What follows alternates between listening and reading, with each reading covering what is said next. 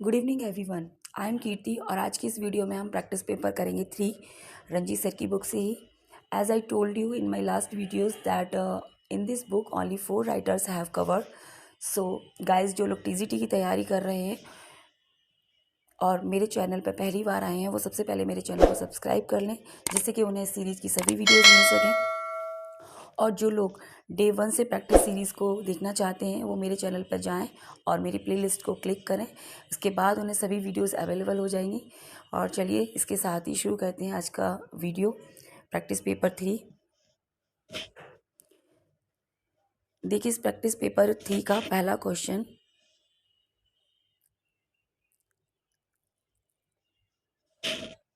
whom does Milton pay his tribute when he write the following lines in Paradise Lost? ठीक है, paradise lost में Milton ने कुछ lines लिखी हैं जिसमें वो एक पोइट को श्रद्धांजलि देते हैं। उनको श्रद्धांजलि देते हुए वो कुछ लाइंस लिखते हैं पैराडाइज लॉस्ट में। देखिए वो लाइंस कौन सी हैं। Whose orb through optics glass the Tuscan artist views at evening from the top of Fiesole or in Valdarno to descry new lands rivers or mountains in her spotty globe. ठीक है, तो इसमें वो Galileo गैली को ये जो lines हैं paradise lost में उन्होंने ये जो लाइंस लिखी हैं, ये लाइंस उन्होंने गैलीलियो गैलीली को ट्रिब्यूट की हैं, जो कि उनके कंटेम्प्रेरी पोइट हैं। ये एक इटालियन एस्ट्रोनॉमर थे। तो आपका ए यहाँ सही हो जाएगा। ठीक है, नेक्स्ट देखिए question number 2। Milton wrote Mansus before he left Naples a Latin tribute in verse to the most distinguished man. ठीक है, मिल्टन ने मैंसस लिखा था नेपल्स को छोड़ने से पहले। ये उनका एक लैटिन वर्क है। ठीक है, जो कि उन्होंने मोस्ट डिस्टिंग्विश्ड मैन के लिए लिखा। वो डिस्टिंग्विश्ड मैन कौन है? सो आपका आंसर हो जाएगा B. B is correct here, Giovanni Battista Manso. इन मैंसो के लिए ही बैटिस्टा मैंसो के लिए ही इन्होंने अपना ये लैटिन वर्क मैंसस लिखा था। सो बी आपका करेक्ट हो जाएगा। नेक्स्ट देखिए question number 3।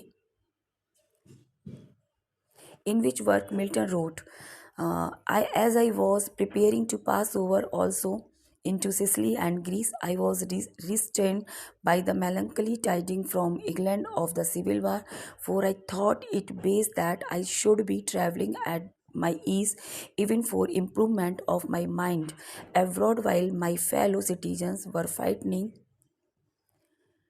for their liberty at home. ठीक है, तो ये लाइंस मिल्टन ने अपने किस वर्क में लिखी हैं? सो ये लाइंस उन्होंने अपने डिफेंसियो स्कैंडा में लिखी हैं, जो कि उनका एक पॉलिटिकल टैक्ट माना जाता है।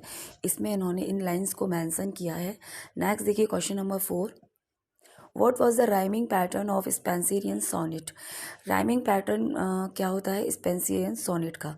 सो इसका जो राइट पैटर्न है वो है ए बी ए बी। ठीक है, फिर बी सी बी सी, फिर सी से स्टार्ट होगा, सी डी है ना, और ई लास्ट में। तो आपका ए करेक्ट हो जाएगा। A B C D E.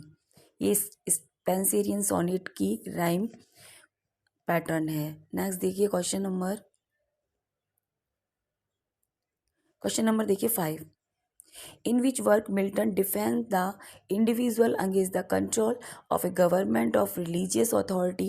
He also attacked the concept of titles and other forms of pomp. Besides discussing his view on politics, Milton dwell on parts of his biography, including a description of his early years, which education and literature.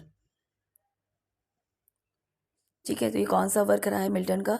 So defensive स्कांडा। ये भी इनका, ये B वाला आपका सही हो जाएगा। ये इनका एक पॉलिटिकल पैम्फलेट था जिसमें इन्होंने ये सब मेंशन किया है। एंड देखिए क्वेश्चन नंबर 6।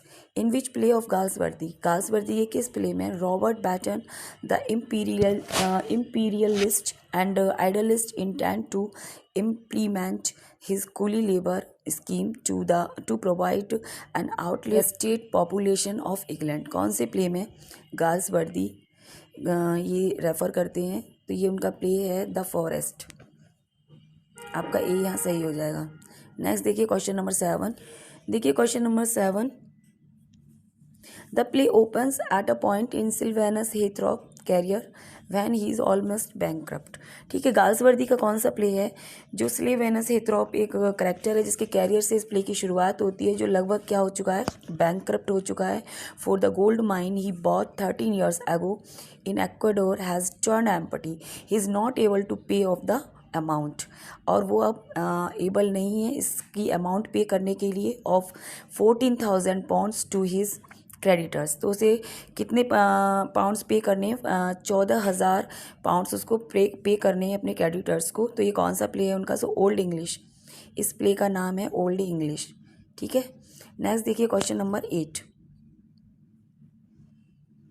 क्वेश्चन नंबर 8 देखिए, which of the following sonnet was written by Wordsworth on his way to France on July 13, 1812। The sonnet is a fine example of earth glorification. ठीक है, कौन सी sonnet Milton Wordsworth के द्वारा लिखी गई France के दौरान जाने के समय 1812 में? और जो ये सोनेट है एक बेस्ट एग्जाम्पल है अर्थ ग्लोरिफिकेशन का। So the line composed upon Westminster bridge, ये सोनेट है इनकी। तो आपका ए यहाँ करेक्ट हो जाएगा। नेक्स्ट देखिए question number 9, Wordsworth sonnet dedicated to liberty and independence form two group, the first of 26 sonnet that were written mostly between. तो इनकी जो सोनेट्स हैं जो इन्होंने डेडिकेट किए हैं लिबर्टी एंड इंडिपेंडेंस को, वो उनकी दो ग्रुप्स में डिवाइडेड हैं। तो फर्स्ट ग्रुप में 26 सोनेट हैं जो कि इन्होंने लिखी 1802 से लेके 1807। ठीक है, तो आपका आंसर ए हो जाएगा 1802 से 1807। ठीक है, इसमें इन्होंने 26 सोनेट लिखी। एंड नेक्स्ट देखिए question number 10, Wordsworth sonnet dedicated to liberty and independence. ठीक है, जो सोनेट है इनकी डेडिकेटेड है liberty and independence from two groups, the first of 26 sonnet that were written mostly between 1802 से 1807। ठीक है, जो 26 सोनेट का ग्रुप है वो 1802 से 1807 में लिखा गया। And the second of 42 sonnets, और जो दूसरा है जो 42 सोनेट हैं जिसमें दूसरे ग्रुप में, दैट वर रिटन ओवर 1807 से लेके 1822 के बीच में वो लिखा गया, 22 में लिखा गया। तो आपका 18 ये ए वाला सही हो जाएगा। नेक्स्ट देखिए question number 11, in view of T.S. Eliot the birds Shakespeare greatest tragic achievement were Antony and Cleopatra and. ठीक है, T.S. एलियट की ओपिनियन में जो वार्ड हैं, बार्ड शेक्सपियर को बोला जाता है द बार्ड्स। तो जो बार्ड्स की जो ग्रेटेस्ट ट्रेजिक अचीवमेंट है, उनके मतलब जो ट्रेजिक प्ले हैं बेस्ट उनको जो लगते हैं, उनमें से एक तो उनको एंटनी क्लियोपेट्रा लगता है एंड दूसरा उनको कोरियोलनस लगता है, जिसकी कि उन्होंने इसके ऊपर अपनी एक पोइम भी लिखी थी। तो आपका ए सही हो जाएगा। नेक्स्ट देखिए question number 12, who commented I wish I could write a beautiful play, है ना, I could write a beautiful play like 12th night. ये किसने कमेंट किया है? सो ये GB शॉ का कमेंट है। उन्हें एक्चुअली 12th नाइट प्ले है जो शेक्सपियर बहुत पसंद आया था, तो इसको लेके इन्होंने अपना ये फेमस कोट किया था। नेक्स्ट देखिए क्वेश्चन नंबर 13, हु कमेंटेड, किसने कमेंट किया on Shakespeare in the words, इन शब्दों को देखिए जरा। Who commented, nature herself was proud of his design। ठीक है, and joyed to wear the dressing of his line। तो ये जो फेमस लाइन है ये कोटेड की गई है जॉनसन के द्वारा शेक्सपियर के लिए। तो आपका ए यहाँ पे सही हो जाएगा। नेक्स्ट देखिए question number 14, who in his ऐसे शेक्सपियर्स इंग्लिश किंग। ठीक है, तो एक्चुअली एक राइटर हैं जिन्होंने शेक्सपियर के इंग्लिश किंग के ऊपर अपना एक ऐसे लिखा जिसमें उन्होंने कुछ लाइन मेंशन की हैं। वो लाइंस देखिए ज़रा कौन सी हैं। King John is the real criminal, weak in criminality. Henry Six is the royal saint, weak in is saintless. और the feebleness of Richard Second can not be characterized in a word, he is a graceful sentimental monarch. Richard Third in the other group is a royal criminal, strong in his crime. Henry IV, the usurping Bolingbroke, is strong by fine craft in dealing with event, by resolution and policy, by equal caution and daring. The strength of Henry Fifth is that of plain heroic magnitude, thoroughly sound and, है ना, substantial, founded upon the eternal verities. Here then we may recognize the one dominant subject of the histories, how a man may fall and how a man may succeed in attaining a practical mastery of the world. So guys, ये जो lines थी ये एक ऐसे है Shakespeare's English king के ऊपर एक ऐसे लिखा वाल्टर पैटर ने, उन्होंने ये लाइंस लिखी हैं इस ऐसे में, ठीक है। तो वाल्टर पैटर आपका डी वाला यहाँ पे सही हो जाएगा। नेक्स्ट देखिए question number 15, who applauded Shakespeare in the words. Shakespeare को किसने अपलोडेड किया है इन वर्ड्स में? देखिए, the soul of the age, the applause delight, the wonder of our stage, thou hadst small Latin and less Greek, he was not of an age but for all time. So ये बहुत ज़्यादा famous और important quote है by Ben Jonson. So आपका D correct हो जाएगा यहाँ पे, D is right here. Next देखिए क्वेश्चन नंबर देखिए 16, अ वर्स, एक कविता of 2 lines length rhyming with each other at end is called. जो लास्ट में एक दूसरे के साथ राइमिंग बनाती हैं उसको क्या कहते हैं? उसको कहते हैं कपलेट। सो आपका सी यहाँ पर सही हो जाएगा। नेक्स्ट देखिए क्वेश्चन नंबर 17, देखिए question number 17, name the figure of speech in the following lines. आपको फिगर ऑफ स्पीच बताना है, इस लाइन्स में कौन सा फिगर ऑफ स्पीच यूज हुआ है। देखिए, the more haste the less speed, तो इसमें irony figure of speech use हुआ है, तो आपका सी हो जाएगा करेक्ट। नेक्स्ट देखिए question number 18, name the figure of speech in the following line. Boys will be boys, लड़के तो लड़के होते हैं, तो इसमें कौन सा फिगर ऑफ स्पीच है? तो आपका इसमें हो जाएगा एपिग्राम, ए सही हो जाएगा आपका। नेक्स्ट देखिए question number 19, in Galsworthy's play a little dream the mountain the cow horn stand for. ठीक है, गाल्सवर्दी का एक प्ले है लिटिल ड्रीम, इसमें माउंटेन का जिक्र किया गया है। इसमें 3 माउंटेन हैं, जैसे एक द काउ, द वाइन और द ग्रेट हॉर्न। ठीक है, तो जो द काउ हॉर्न है, जो माउंटेन है, वो किसके लिए स्टैंड करता है? तो ये स्टैंड करता है माउंटेन लाइफ के लिए, है ना। ए आपका यहाँ करेक्ट हो जाएगा, द माउंटेन लाइफ। नेक्स्ट देखिए question number 20, in Galsworthy play a little dream the mountain the wine horn stand for. तो मैंने बताया जो ऊपर वाला था द काउ हॉर्न स्टैंड करता है माउंटेन लाइफ के लिए, और तो जो वाइन हॉर्न है वो स्टैंड करता है टाउन लाइफ के लिए। ठीक है, नेक्स्ट देखिए question number 21, in Galsworthy place a little dream the mountain the great horn. देखिए, एक तीसरा माउंटेन है जिसका नाम है the great horn stand for, ये किसके लिए स्टैंड करता है? तो आपका आंसर हो जाएगा बी वाला। ठीक है, B is correct here, the unknowable or harmony which still and reconcile the conflict between opposing principle dark and light, life and death. So B is right here. Next देखिए question number 22, देखिए question number 22, what play does Hamlet want the player to perform. ठीक है, Hamlet जो tragedy है William Shakespeare की, उसमें Hamlet जो है करेक्टर, वो प्ले के अंदर एक प्ले करवाता है जिसका नाम है, जिसे जिसे कहते हैं ना play with in play, mouse trap.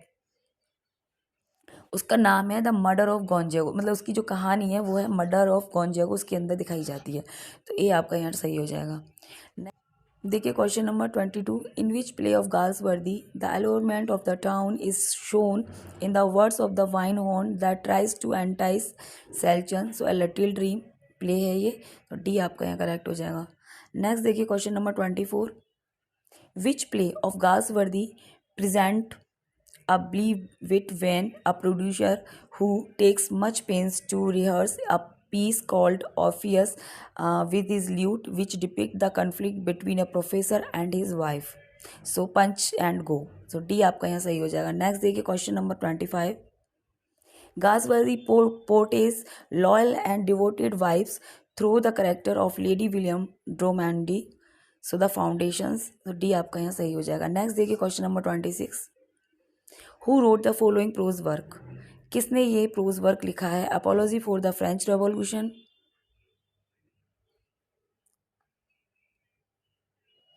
Of the Catholic relief bill 1829 two addresses to the freeholders of Westmoreland 1818। So Wordsworth, ये आपका यहाँ पर सही हो जाएगा। देखिए question number 27, why does Hamlet call women dishonest. ठीक है, हैमलेट वुमेन को डिसऑनेस्ट क्यों मानता है? Because they wear makeup and deceive man. ठीक है, सो ये हैमलेट का मानना है कि आफ्टर वियरिंग मेकअप दे डिसीव मैन। सो बी आपका यहाँ सही हो जाएगा। नेक्स्ट देखिए question number 28, which of the following poems of the Wordsworth present N unusual observation of the fish life there sometimes doth a leaping fish sand through the turn a lonely cheer। सो कौन सी poem से ये रखा गया है? तो Fidelity, ये सही हो जाएगा आपका। नेक्स्ट देखिए question number 29, the farmer on having lost his farm and the consequent impulse for an active life. यानी कि एक फार्मर जब अपनी फार्म खो देता है और अपने जीवन को जीने की जो एक होती है ना, कहते हैं जिंदा दिली, वो उसके अंदर जब ख़त्म हो जाती है, compares himself to a snail, तो अपने आप को एक स्नैल से कंपेयर करने लगता है। ही सेज, वो कहता है, now I cleave to the house and am dull as a snail। The above lines are from Wordsworth poem। So the above lines Wordsworth की कौन सी पोएम से ली गई हैं? So the Repentance a pastoral ballad. So आपका A सही हो जाएगा, Repentance a pastoral ballad. Next देखिए question number 30, complete the following line from Wordsworth Daffodils. ठीक है, तो जो लाइन्स हैं ये डैफोडिल से ली गई हैं, इनको कंप्लीट करना है आपको। जैसे when all at once I saw dash a host of golden daffodils. ठीक है, तो मैंने जब डैफोडिल्स को देखा पहली बार में ही, तो मुझे कैसे लग रहे थे? जैसे कोई सुनहरी चादर बिछी हो। इस तरह से वर्ड्सवर्थ वहाँ एक्सप्लेन कर रहे हैं। तो ये जो फिल इन द ब्लैंक्स है, यहाँ पर एक क्राउड आ जाएगा। When I all at once I saw, जब मैंने उनको एक साथ देखा तो वो एक सुनहरी चादर के समान दिख रहे थे। So lines from Daffodils by Wordsworth. Next देखिए question number 31, who wrote the fourth commendatory verse to the first folio of Shakespeare plays 1623। ठीक है, हु रोट फोर्थ कमेंडेटरी, किसने लिखी है ये? So James Mabbe. तो आपका बी यहाँ सही हो जाएगा। नेक्स्ट देखिए question number 32, the pictorial Shakespeare which had appeared in part 1838 1841 is a work by. ठीक है, जो द पिक्टोरियल शेक्सपियर एक किसका वर्क है? सो चार्ल्स नाइट का वर्क है। तो डी आपका यहाँ सही हो जाएगा। देखिए question number 33, Illyria is the exotic setting, ठीक है, of 12th night in which other play Shakespeare has referred to this place as a site of pirates. ठीक है, तो एक दूसरे प्ले में एक और अदर प्ले है शेक्सपियर का जिसमें इलेरिया की एक्सोटिंग सेटिंग को दिखाया गया है 12th नाइट में। तो ये कौन सा प्ले है उनका? तो हेनरी फोर्थ पार्ट 2 में भी इलेरिया की एक्सोटिंग सेटिंग दिखाई गई है। सो हेनरी फोर्थ पार्ट 2 आपका हो जाएगा सही। नेक्स्ट देखिए question number 34, Malvolio a comedy hears or the impostor is a verse play written by. तो ये प्ले किसके द्वारा लिखा गया है? सो एमिली सी ए सेंडर के द्वारा ही लिखा गया है। ये एक अमेरिकन प्ले राइट हैं जिनका जन्म हुआ था 1977 में, और इन्होंने शेक्सपियर के काफ़ी जो वर्क हैं उन पर काम किया है। नेक्स्ट देखिए question number 35, Malvolio revenge is a popular fictional work. ठीक है, तो ये फिक्शनल नोवेल है। मालवोलियो रिवेंज किसके द्वारा लिखा गया है? सैफी मैसन के द्वारा लिखा गया है। सो डी आपका यहाँ सही हो जाएगा। नेक्स्ट देखिए question number 36, who published Oxford Lectures on Poetry, which include an essay on Shakespeare, Antony and Cleopatra, and an essay entitled Shakespeare the Man। So AC Bradley थे, तो इनका आपका ए सही हो जाएगा। AC ब्रेडली के द्वारा ये लिखा गया है। नेक्स्ट देखिए question number 37, who is the author of Shakespeare period tragedy 1904। ठीक है, शेक्सपियरियन ट्रेजेडी 1904 के लेखक कौन है? विच centre on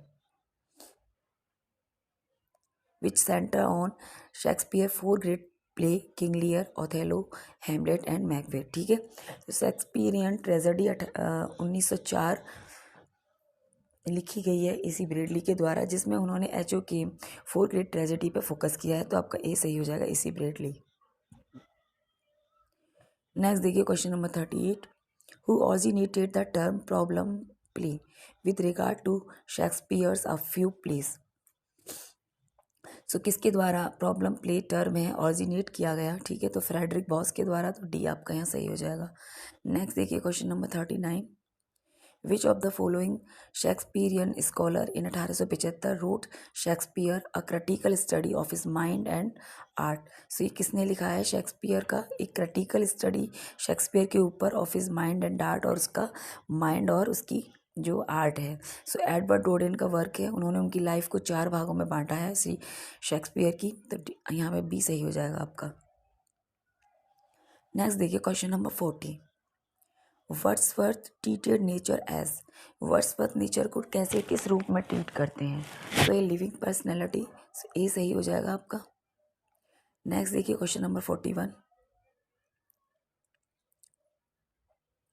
what does pantheism mean.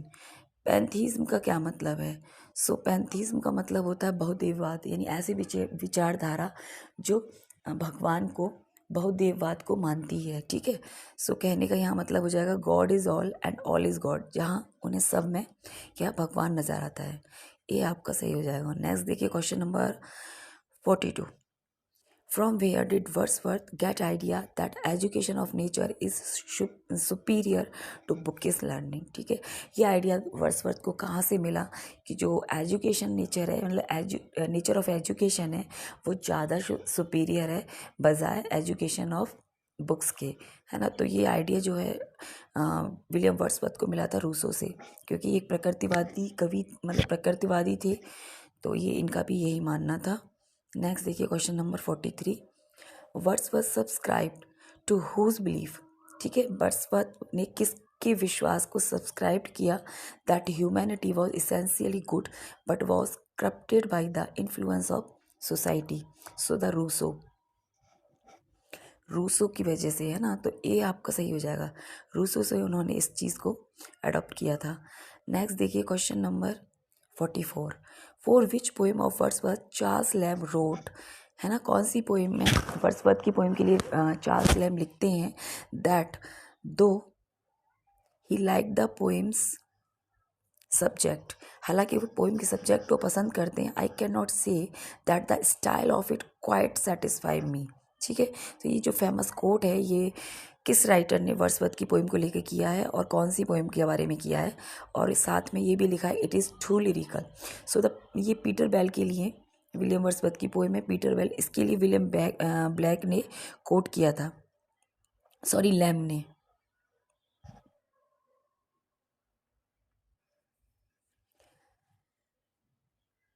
Next देखिए question number 45, which poem of Wordsworth in 1891 Oscar Wilde cited as an example of the deleterious influence of nature on Wordsworth poetry. ठीक है, इनमें से कौन सी पोएम वर्ड्सवर्थ की 1891 में Oscar Wilde के लिए मतलब नामांकित हुई थी? सो पीटर वेल है, आपका आंसर बी सही हो जाएगा यहाँ पे। ये पोएम आई थी उनकी 1819 में, और ये पोएम डेडिकेटेड है सूथी के। नेक्स्ट देखिए question number 46, Saturn in paradise lost in Christian tradition formally called. यानी कि पैराडाइज लॉस्ट में जो सैटर्न है वो क्रिश्चियन ट्रेडिशन के अनुसार लूसीफर है उसका नाम, यानी बाइबल में उसका नाम लूसीफर है। तो ये आपका यहाँ पे सही हो जाएगा। नेक्स्ट देखिए question number 47, who uses Milton as a character in his work Milton a poem. ठीक है, किसने मिल्टन को अपनी पोएम में एक कैरेक्टर के रूप में मतलब रखा है? एक पोएम लिखी है उन्होंने मिल्टन के ऊपर, जिसमें मिल्टन ही उस पोएम में मेन किरदार के रूप में है। सो विलियम ब्लैक की ये पोएम है मिल्टन अ पोएम, और ये मिल्टन को डेडिकेट है। ठीक है, सी आपका सही हो जाएगा, विलियम ब्लैक।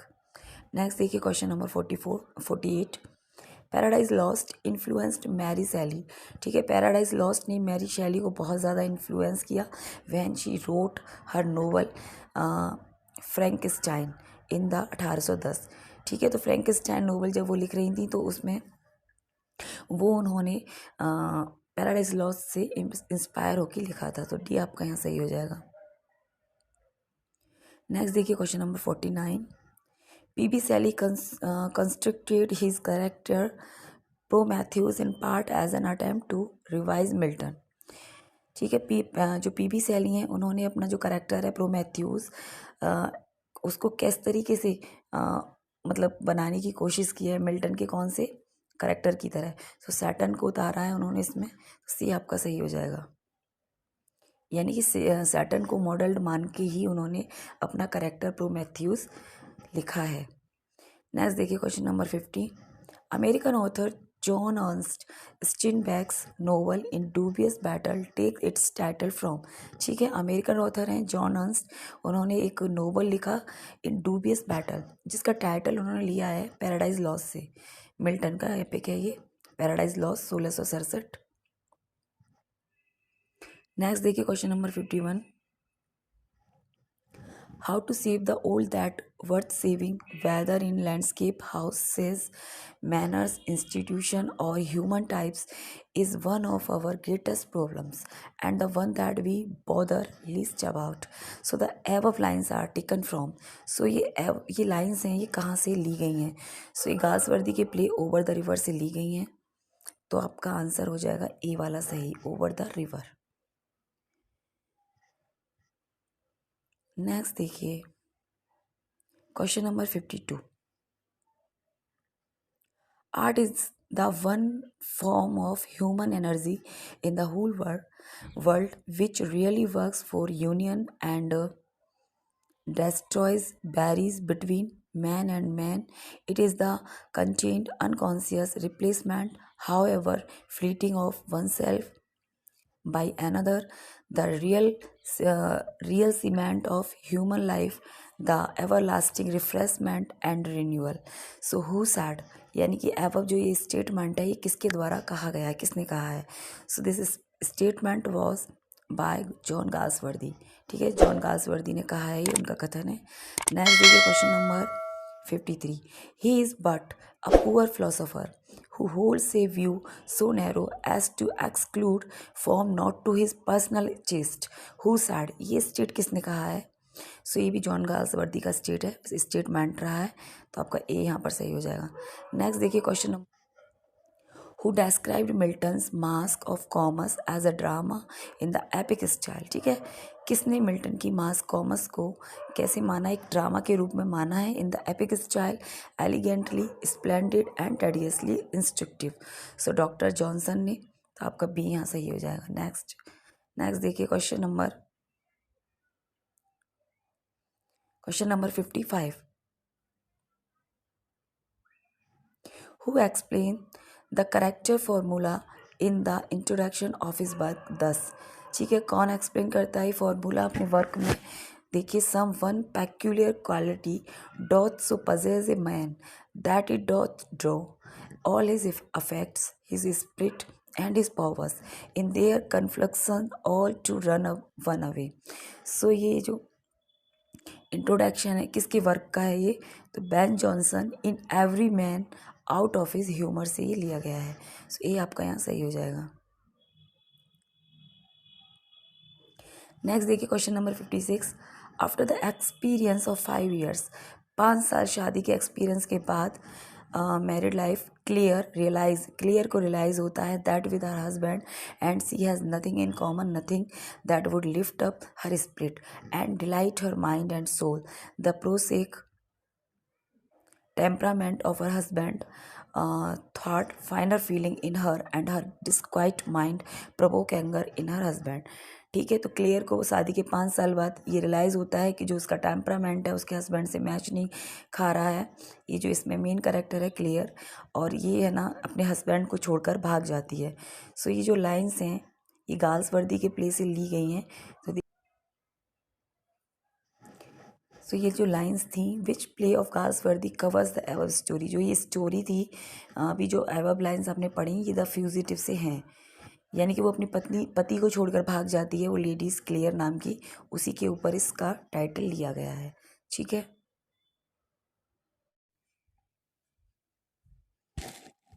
देखिए question number 57। In this poem of Wordsworth, Wordsworth की इस पोएम में the bees along with the words and the murmuring brook expresses the loss of freedom and joy of the farmer। यानी कि इस poem में जो Wordsworth की ये कौन सी पोएम है जिसमें बीज, बर्ड्स, है ना, जो एनिमल्स हैं वो अपना दुख व्यक्त करते हैं किसके, फार्मर के दुख पर, who has lost his paternal fields, जिसने अपने पैटर्नल फील्ड्स खो दिए हैं। One thing which the animal never ceases to possess the poem. So कौन सी पोएम है ये? सो रिपेंटेंस अ पेस्टरल बैलड, आपका ए यहाँ करेक्ट हो जाएगा। नेक्स्ट देखिए question number 58। In this poem of Wordsworth, इस वर्ड्सवर्थ की इस पोएम में the utter loneliness of the boy, ठीक है, अटर loneliness of the boy is brought to the fore by saying that beasts, birds and beasts do not visit the area inhabited by the boy, although the spot is sacred of florists of the hills. The poem is so the Danish boy। ये आपका यहाँ correct हो जाएगा। Next देखिए question number 59।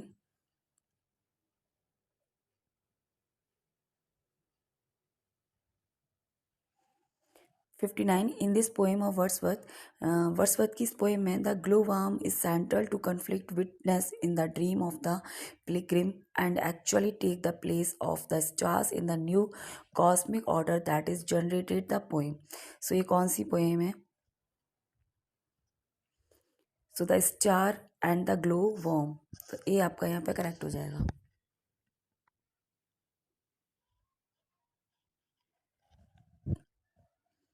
Next देखिए question number 60। Which of the following poem of Wordsworth opens with a tribute to the flowers, यानी कौन सी पोएम की वर्ड्सवर्थ की कौन सी एक पोएम है वर्ड्सवर्थ की जिसकी शुरुआत फूलों से होती है ना। फूलों के वर्ड्स देखिए आपको देखने को मिलेंगे, जैसे pansy, lilies, kingcups, daisy, let them live upon their praise, long as there a sun that sat. तो ये कौन सी पोएम है? देखिए इसके ऑप्शंस और भी लाइन्स हैं इसमें। Primos will have their glory long as there are violet. They will have a place in story. There is a flower that shall be mine. This the little Clandine. So to a small celandine, है ना, आपका ए वाला यहाँ correct हो जाएगा। Next देखिए question number 61। The term comedy of menace which British drama critic Irving Wadley based on the subtitle of Launting Views, A Comedy of Meanness, 1958 by David Campton, is a jocular play on words derived from so the comedy of manners। so ये यहाँ पे correct हो जाएगा। Next देखिए question number 62। A fanciful image or startling comparison showing dissimilar similarities is called। so ये होता है conceit, तो बी आपका यहाँ सही हो जाएगा, जिसमें डिसिमिलर ऑब्जेक्ट का कंपैरिजन किया जाता है। नेक्स्ट देखिए क्वेश्चन नंबर 63। द स्ट्रगल और अपोजिशन बिटवीन टू कैरेक्टर्स और टू फोर्सेस इज कॉल्ड, ठीक है, स्ट्रगल या अपोजिशन बिटवीन टू कैरेक्टर्स के बीच में या फिर दो फोर्सेस के बीच में जो होता है उसे कन्फ्लिक्ट कहा जाता है, तो ए हो जाएगा यहाँ पर। नेक्स्ट देखिए question number 64। The professor wife has a great urge for beauty and love. Instead of mere writing of beauty and love which her husband does, she want to live those things her husband does not respond. Though cultured and modern, he cannot understand her. This show the tragedy of civilization. The tragedy of civilization of all real feeling for beauty and nature kept out or paint up even in the culture. So which play deals with ever event, कौन सा play deal करता है इस ever event से? So the punch and go, so that आपका यहाँ पर correct answer हो जाएगा डी। नेक्स्ट देखिए question number 65। In Galsworthy plays Punch and Go the theme of Orpheus with his lute does not appeal to the theatre boss desk, for it is not commercially profitable। so James G first आपका answer हो जाएगा A. Next देखिए question number 66।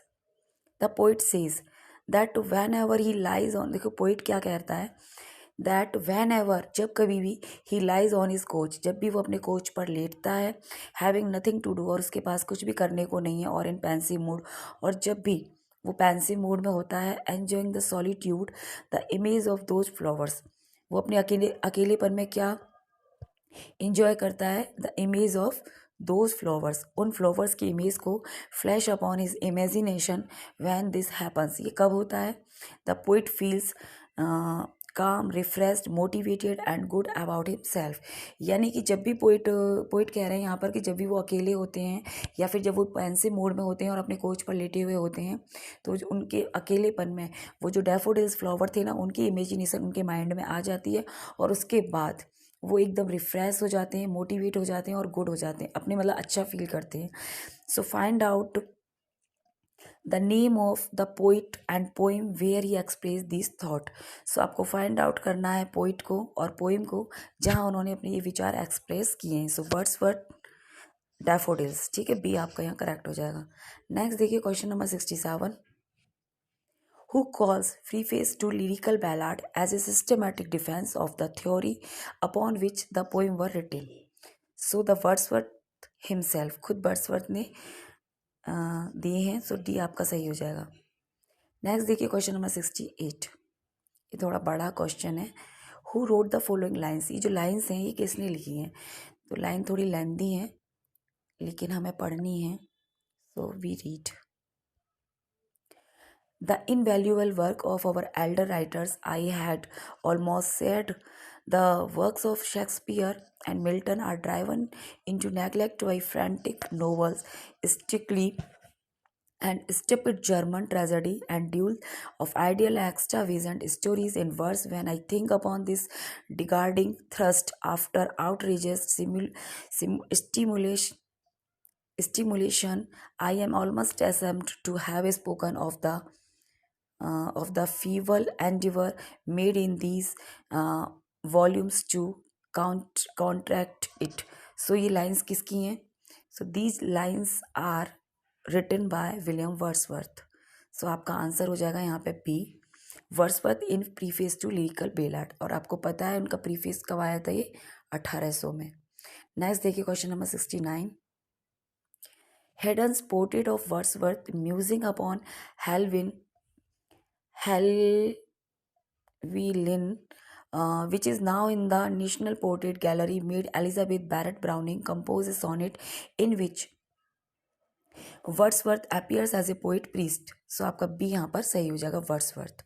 Next देखिए question number 70, The concept of perfect woman is brought out by Wordsworth in the poem. ठीक है, इस poem में perfect women का कॉन्सेप्ट दिखाया गया है वर्ड्सवर्थ के द्वारा। देखिए कौन सी पोएम है ये, The angelic beauty and eyes dimly lit like evening star, her dusky hair was alike twilight, she was full of freshness like Maytime spring, ठीक है, कितनी फ्रेश है वो, like Maytime spring, she reminded him of the fresh and gay colorfulness of the town or the riot bright colors in the springtime.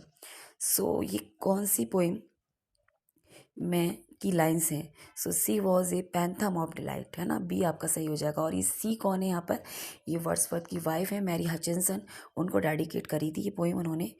सो ठीक है friends, so देखिए question number 71, who held the opinion that both the subject matter and style in Wordsworth poetry were nauseous and nauseating, so Lord Byron, ठीक है, ये आपका यहाँ correct हो जाएगा।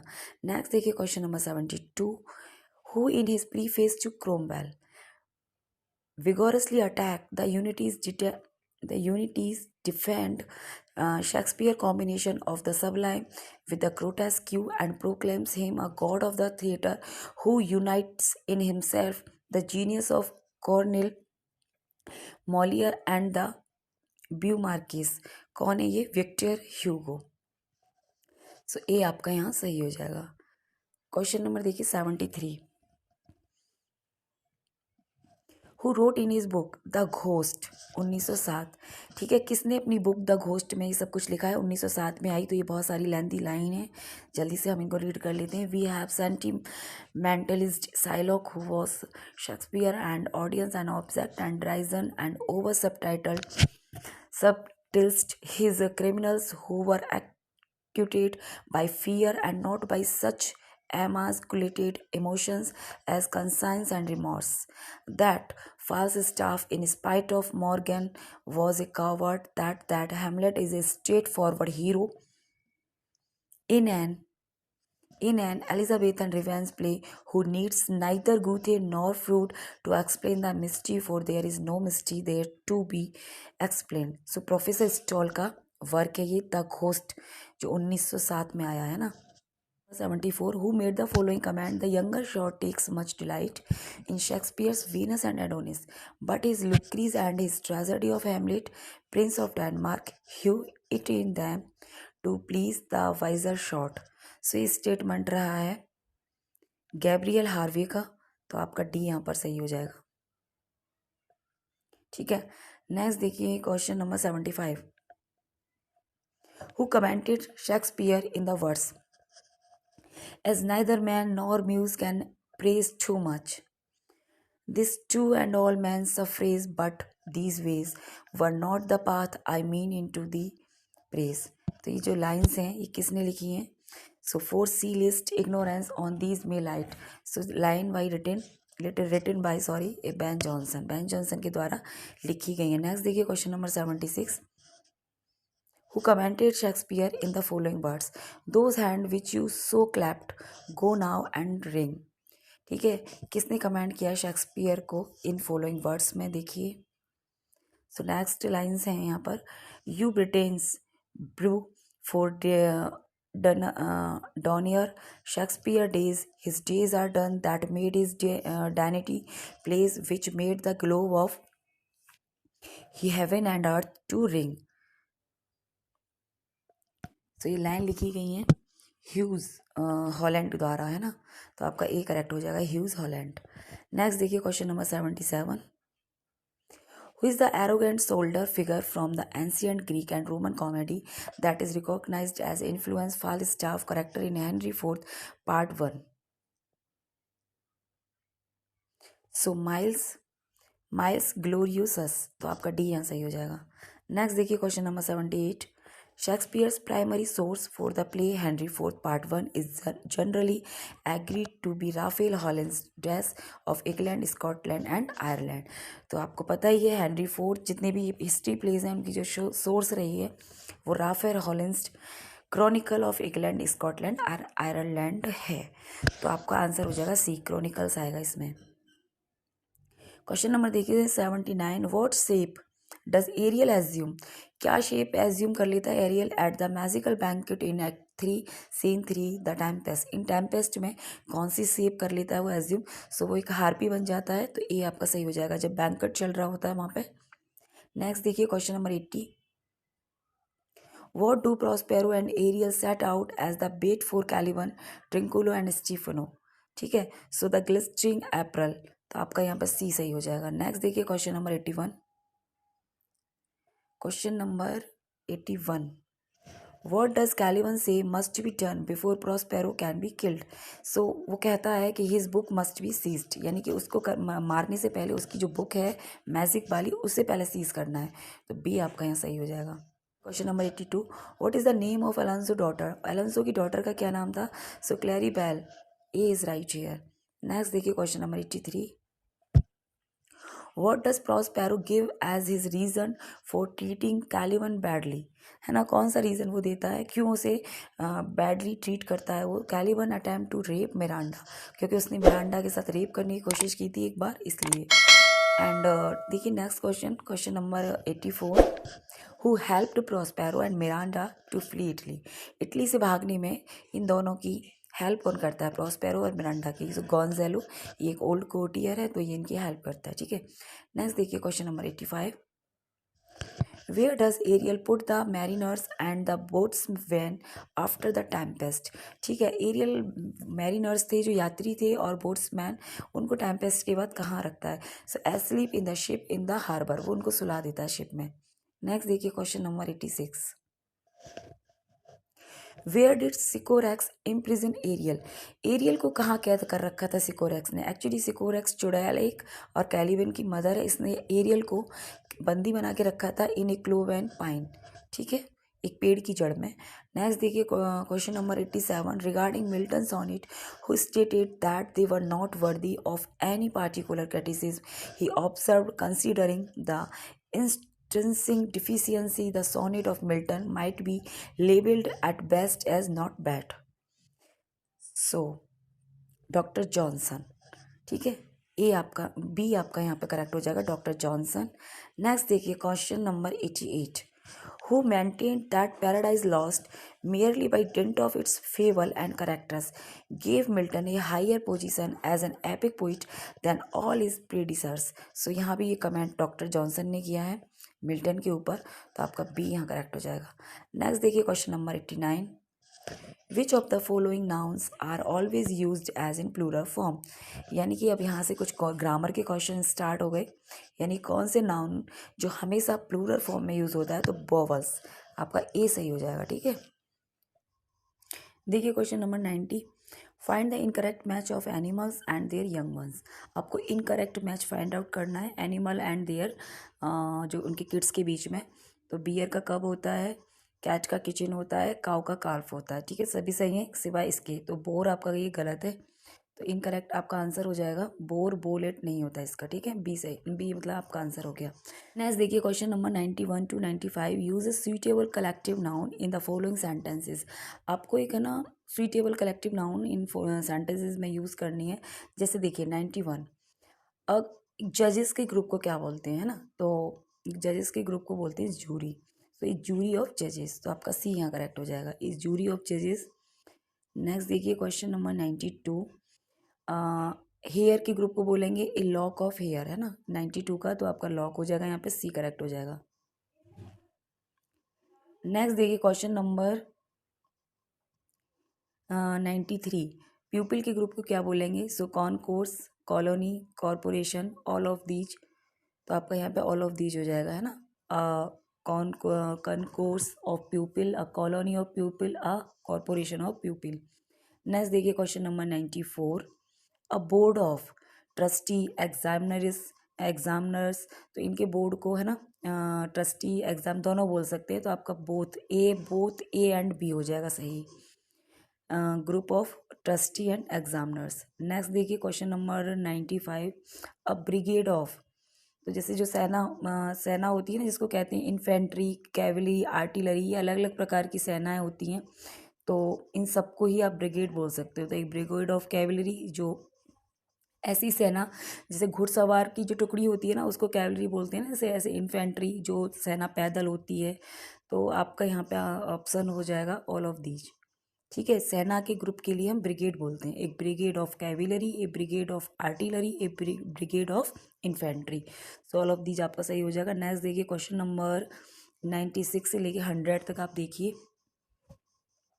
Find out the incorrect match of singular and plural form of noun. ठीक है, देखिए क्वेश्चन नंबर देखिए 96, सिंगुलर प्लूरल। तो फोटो का फोटोज हो जाएगा, पियानो का पियानोज हो जाएगा, रेडियो का क्या हो जाएगा? रेडियोज हो जाएगा। तो आपका जो गलत है ना वो हो जाएगा क्वार्टो, इसमें ई एस लगा हुआ, अगर इसमें केवल एस होता तब ये आपका करेक्ट होता है, तो क्वार्टोज हो जाएगा। ठीक है, आपका आंसर। नेक्स्ट देखिए question number 97। Singular plural, radio, radios, solo, solos, stereo, stereos, tornado, tornadoes. तो आपका ये वाला जो है गलत है, इसमें है ना टॉर्नेडो में केवल एस नहीं लगता, इसमें ई एस लगता है। तो जब टी ई एस लगा होता तो अब आपका करेक्ट होता। तो डी इज़ राइट ईयर। देखिए क्वेश्चन नंबर 98। यहाँ भी सिंगुलर और प्लूरल है। बफेलो का क्या होगा? बफेलोज। ठीक है, कैलिको का होगा कैलिकोज, कार्गो का कार्गोज, इको का इकोज। तो यहाँ पे जो आपका रॉन्ग है, आंसर जो इनकरेक्ट है वो कैलिको है। यहाँ पर अगर ई एस लगा होता तब आपका करेक्ट होता है ना। तो आपका बी आंसर हो जाएगा। कैलिकोज में ES होता है। नेक्स्ट देखिए question number 99, singular and plural. Desperado, desperados. Eskimo, Eskimos. Flamingo, flamingos. Innuendo, innuendos. तो आपका जो गलत है वो सी वाला है, फ्लेमिंगोज नहीं होता, ES लगा होना चाहिए इसमें। नेक्स्ट देखिए question number 100, singular and plural. Grotto, grottos. Hollow, hollows. Hero, heroes. Mango, mangoes. तो इनमें ES लगेगा तब ये सही होगा। तो आपका जो गलत है ना वो हेलो है, इसमें आपका हेलोज ES लगेगा तब आपका करेक्ट होता। तो आपका जो आंसर है वो हो जाएगा बी। नेक्स्ट देखिए question number 101, which group shows only superlatives, यानी कौन सा ग्रुप इनमें से सुपरलेटिव्स का है केवल। सो देखिए यहाँ पर राउंडर, मोर, तो ये तो कंपैरेटिव हो गया ना हमारा, तो ये तो हो नहीं सकता, तो ये गलत हो जाएगा। नेक्स्ट देखिए heaviest, most rugged, swiftest, cutest, best. तो ये सारे जो एग्जाम्पल हैं ये सारे हमें सुपरलेटिव के हैं, तो आपका बी करेक्ट हो जाएगा यहाँ पे, है ना। नेक्स्ट देखिए question number 102। Question number 102, indicate the underline word which is the correct adverbial qualification. आपको अंडरलाइन वो अंडरलाइन करना है वर्ड जो करेक्ट एडवर्बियल क्वालिफिकेशन को बता रहा है, ठीक है। तो द फ्लेम्स स्प्रेड एवरीवेयर, तो आपका यही सही हो गया है ना, फ्लेम्स स्प्रेड होती है एवरीवेयर, तो ये आपका एडवर्बियल क्वालिफिकेशन बता रहा है वर्ब की। बाकी तो यहाँ पर अलग अलग पार्ट ऑफ स्पीच को बता रहे हैं। नेक्स्ट देखिए question number 103, one who flirt with ladies, जो लेडीज़ के साथ फ्लर्ट करता है उसको क्या कहते हैं, वो फ्लेंडर कहलाता है। तो आपका डी सही हो जाएगा। नेक्स्ट देखिए क्वेश्चन नंबर 104, द वायलेशन और प्रोफेनिंग ऑफ सैक्रेड थिंग्स, यानी कि वायलेशन करना या प्रोफेन करना पवित्र चीज़ों को वो कहलाता है सैक्रिलेज। सो डी आपका सही हो जाएगा। नेक्स्ट देखिए question number 105, a piece of writing full of words more than required, यानी कि एक ऐसा पीस ऑफ राइटिंग जो फुल ऑफ मतलब भरा हुआ है शब्दों से जिनकी ज़रूरत नहीं है, तो वो ऐसा ऐसा वर्क क्या कहलाएगा, वर्बोस, जो मतलब यूजलेस वर्ड से भरा हुआ भी, मतलब जिनकी रिक्वायरमेंट नहीं है, ठीक है। नेक्स्ट देखिए यहाँ पर आपको प्रीपोजिशंस, एप्रोप्रिएट प्रीपोजिशंस लगाने हैं। सो क्वेश्चन नंबर देखिए 106, ही रेडीली कंपाइल्ड माई रिक्वेस्ट, जैसे मैं यहाँ तो विद हो जाएगा, यहाँ पे कंपाइल्ड के साथ विद आता है। He readily complied with my request. Next देखिए question number 107, he dispensed with the services of his dishonest clerk, so यहाँ भी विद हो जाएगा। नेक्स्ट देखिए question number 108, he yielded to, तो यहाँ टू हो जाएगा सुपीरियर फोर्सेस, तो आपका यहाँ पे आंसर हो जाएगा बी। नेक्स्ट देखिए question number 109, he despaired of success, तो यहाँ पे आपका ऑफ हो जाएगा, ठीक है। नेक्स्ट देखिए क्वेश्चन नंबर 110 से 115, the incorrect one word for the explanation. तो यहाँ क्वेश्चन नंबर 110 देखिए, इसमें आपको इनकरेक्ट वन वर्ड को फाइंड आउट करना है, ठीक है। तो देखिए, ए वर्स ऑफ लेटर, एक लेटर जो वर्स में लिखा गया हो, है ना, ऐसा लेटर जो कविता की फॉर्म में लिखा गया है उसे क्या कहते हैं हम, एपिस्टलरी लेटर बोलते हैं ना, उसको एपिस्टल बोलते हैं। तो यहाँ लिख दिया पिस्टल, तो आपका जो आंसर है वो तो हो गया ये ए, क्योंकि ये रॉन्ग है। आपको जो इनकरेक्ट वन वर्ड है उसी को फाइंड आउट करना है, तो आपका आंसर ए हो जाएगा, ठीक है। बाकी ये सही है। ये वार ऑफ रिलीजन कहलाता है कृष्णदे। A woman who lures man to destroy them, Circes कहलाती हैं ऐसी औरतें। A woman who has never married, वो स्पिनिस्टर होती है। नेक्स्ट देखिए question number 111, a word no longer in use, यानी ऐसे शब्द जो अब यूज़ में नहीं है, ऑब्सोलीट होते हैं वो, ठीक है। नेक्स्ट देखिए रिटन डिक्लेरेशन, देखिए question number 111, a word no longer in use, तो ये क्या हो गया, ऑब्सोलीट, है ना, अप्रचलित। ऐसे शब्द जो प्रचलन से बाहर हैं वो ऑब्सोलीट हैं। नेक्स्ट देखिए written declaration as an oath, तो आपका जो आंसर है, क्योंकि ये इनकरेक्ट है, एफिडेलिटी नहीं होता वो, तो बी आपका आंसर हो जाएगा, ठीक है। बाकी ये सही, सब सही है। आपका जो आंसर है वो बी है, क्योंकि ये इनकरेक्ट वन वर्ड है, और बाकी जो वन वर्ड यहाँ दिए हुए हैं ना वो सब सही हैं। जैसे कि देखिए, act of killing one's wife, uxoricide होता है वो। Allowance given to wife on legal divorce, alimony होता है। तो ये सारे सही हैं आपके। नेक्स्ट देखिए question number 112, an animal story with a moral, एसयूएस नहीं होती वो, ठीक है। तो आपका जो आंसर है वो ये हो जाएगा। आपने करेक्ट इनकरेक्ट को फाइंड आउट करना है। देखिए next, an army of soldier on horse, ऐसी आर्मी जो सोल्जर पे है उसको कैवलरी बोलते हैं। An instrument for viewing object at a distance, उसको टेलीस्कोप बोलते हैं। And an office for which high salary is paid, तो उसको सिनाक्योर बोलते हैं, तो आपका डी यहाँ सही हो जाएगा। नेक्स्ट, मतलब ये सारे सही हैं, जो आंसर था वो ए है क्योंकि आपको इनकरेक्ट। नेक्स्ट देखिए question number 113, an unknown person, anonymous होता है वो animal living on land and water, in water, ऐसे एनिमल्स जो दोनों जगह रह सकते हैं, यानी लैंड में भी और वाटर में भी, उनको एम्फीबियन बोलते हैं। नेक्स्ट देखिए, appointment by two parties to settle a dispute, है ना, मतलब ऐसी दो पार्टी जो सेटल कराती हैं डिस्प्यूट को, उनको आर्बिटर बोलते हैं और आर्बिट्रेटर। और नेक्स्ट देखिए, the art of cutting trees and bushes into ornamental shapes, तो कॉपेरी नहीं बोलते उसको, तो आपका आंसर हो जाएगा डी। नेक्स्ट देखिए question number 114, award given after death, यानी कि डेथ के बाद जब अवार्ड मिलता है उसको कहते हैं पोस्थुमस। नेक्स्ट देखिए, believe that endorse greater happiness of the greatest number of people, utilitarianism ये बोलते हैं इसको। नेक्स्ट देखिए क्वेश्चन सी वाला, borrowing ideas and stealing others words is called plagiarism, है ना। Caretaker of a public building, so guardian, ये आपका आंसर हो जाएगा।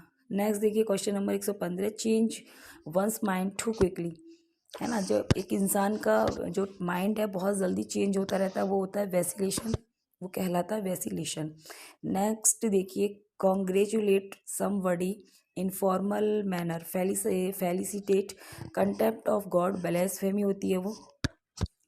Creature having both male and female organs, यानी ऐसा क्रीचर जिसमें दोनों के गुण पाए जाते हैं, यानी मेल के भी और फीमेल के भी, तो वो ऐसा क्रीचर कहलाता है हर्मा एफ्रोडाइट, नॉट फर्मा एफ्रोडाइट। तो यहाँ फर्मा एफ्रोडाइट दे रखा है, तो ये आपका गलत है, ठीक है। Please like my video and don't forget to share and subscribe my channel and make sure you press the bell icon. Thanks for watching.